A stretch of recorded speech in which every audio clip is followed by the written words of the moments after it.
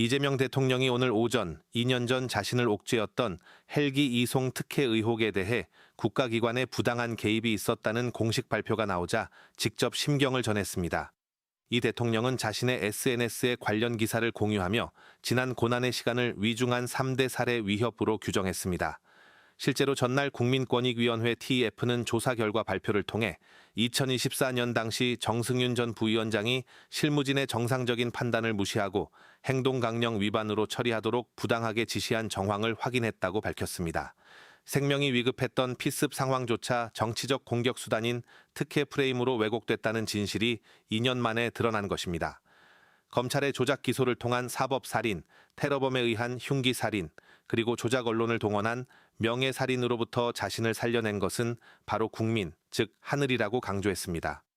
이 대통령은 하늘이 생명 보전을 넘어 큰일까지 맡겨주셨으니 제 목숨은 이제 온전히 국민의 것이라며 오로지 국민만을 위해 작동하는 권력을 만들겠다고 약속했습니다. 특히 마지막 한순간까지 몸이 부서지는 한이 있더라도 충심과 전력을 다하겠다며 과거의 상처를 딛고 오직 민생과 경제 안보라는 국정 본연의 과제에 매진하겠다는 강력한 행보를 예고했습니다. 이번 소회는 사법적 정치적 족쇄를 완전히 끊어내고 국민 중심의 공정한 국정 운영에 전념하겠다는 대통령의 무거운 책임감을 재확인시킨 것으로 풀이됩니다. 민간하고 경쟁이 돼요. 그래도 성과가 그 전체 국가소송에서 예를 들면 승소율이 네. 민간의 승소율이 전체 국가소송 승소율보다는 좀 높습니다. 그럴 수 있죠. 네, 알겠습니다. 네.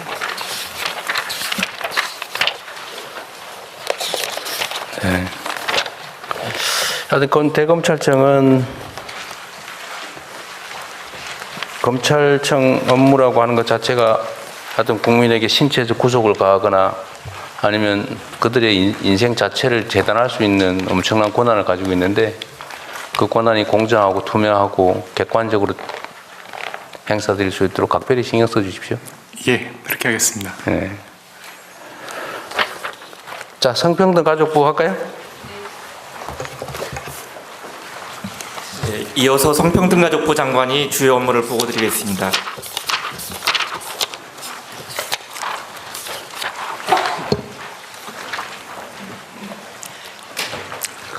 안녕하십니까. 성평등가족부 장관 원민경입니다. 국민과 대통령께 성평등가족부 업무 계획을 보고드리겠습니다. 국민주권정부 첫해 새롭게 출범한 성평등가족부는 지난 반년간 모두를 위한 성평등 정책의 토대를 마련하는 데 주력해왔습니다. 특히 현장 종사자와 분야별 전문가, 직능단체, 청년 등 다양한 국민들을 수십 차례에 걸쳐 직접 만나 뵙고 소통하면서 성평등가족부가 나아가야 할 길에 대해 치열하게 고민하는 시간을 가졌습니다. 그 과정에서 국민들께서는 여전히 큰 성별 인식 격차, 젠더 폭력, 청소년 마음 건강, 가족 형태 변화 등 여러 가지 과제들을 말씀해 주셨습니다. 성평등가족부는 이러한 국민의 목소리를 담아 평등한 일상, 안전한 삶, 함께 성장하는 미래라는 목표 아래 4대 분야 10가지 중점 과제를 마련했습니다. 먼저 성평등이 선언에 그치지 않고 국민의 일상 속에서 실질적으로 작동하도록 제도와 정책 전반을 다시 들여다보고 혁신하겠습니다. 성평등 정책 분야에서의 부처 간 협업과 정책 총괄 기능을 강화하기 위해 양성평등위원회를 확대 개편하겠습니다. 현재 8개 부처에 설치된 성평등 정책 전담 부서를 전 부처로 확대하여 모든 장관이 각 분야에서 성평등을 책임지는 실질적 범정부 성평등 책임 체계를 구현하겠습니다. 또한 청년들이 직접 참여하는 공론장을 본격적으로 운영함으로써 세대와 성별을 아우르는 성평등 공감대를 확고히 구축해 나가겠습니다. 성별 임금 격차는 노동시장의 불평등이 어떻게 축적되고 재생산되는지를 보여주는 지표입니다. 노동시장 전반에 공정과 성평등의 기준을 세워나가는 고용평등 임금 공시제를 도입하겠습니다. 아울러 성평등한 노동시장을 위해 여성 새로 일하기 센터를 중심으로 경력 단절 예방 서비스와 직업교육 훈련을 확대해 여성의 지속적 경제활동을 적극 뒷받침하겠습니다.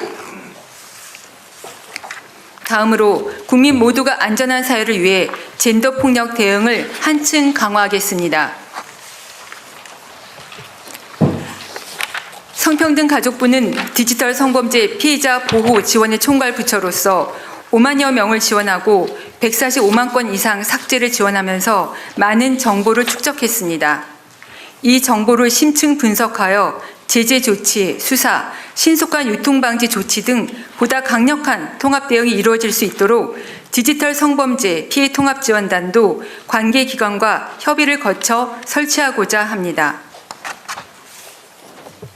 가정폭력, 스토킹, 교제폭력에 대해서는 경찰과 가정폭력 상담소 간 공동 모니터링 체계를 운영하겠습니다. 아울러 온라인상에서 확산되는 스토킹 피해자의 개인정보가 디지털 성범죄와 결합되지 않은 경우에도 삭제 지원이 가능하도록 관련 법령 개정을 추진하겠습니다. 현재 강의식 주입식으로 이루어지고 있는 폭력 예방 교육을 토론식 참여, 체험과 같은 형식으로 다양화하여 보다 실효성 있는 교육으로 개편하겠습니다. AI 기반 온라인 성착취 대응 시스템을 고도화하여 아동 청소년 온라인 성착취 유인 정보와 성착취물을 자동으로 수집, 분석, 신고하는 등 선제적으로 대응하겠습니다.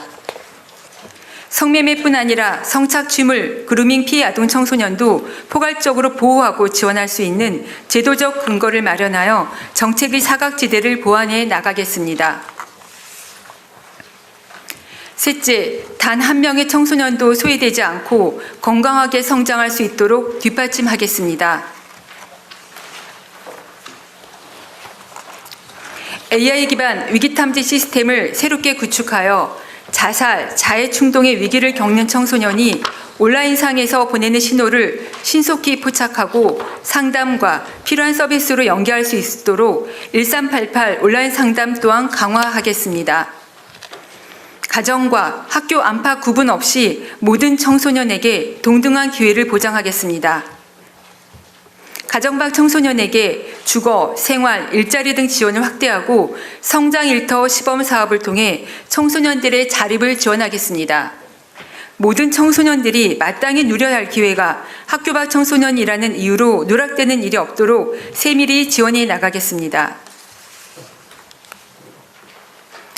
청소년들이 안전하고 책임감 있게 디지털 시대를 살아갈 수 있도록 디지털 시민교육 프로그램을 새롭게 개발하고 청소년 시설을 중심으로 시범 운영하겠습니다.